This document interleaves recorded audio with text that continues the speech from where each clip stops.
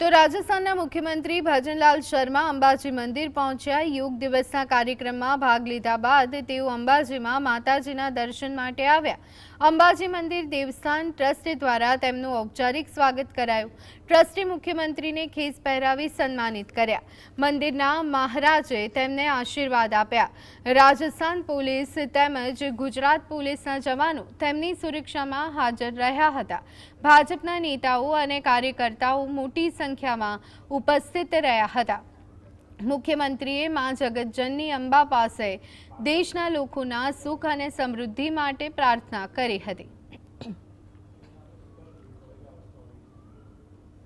आज भी मैं शुरू ही आया था, तो मैं यहाँ अम्मा माता के दर्शन करने के लिए आया हूँ और मुझे ये भरोसा है कि माँ अम्मा की कृपा हम आप सभी पर बनी रहे और देश के अंदर, प्रदेश के अंदर, गुजरात के अंदर, राजस्थान के अंदर सभी सुख समृद्धि निश्चित रूप से माँ अम्मा हमें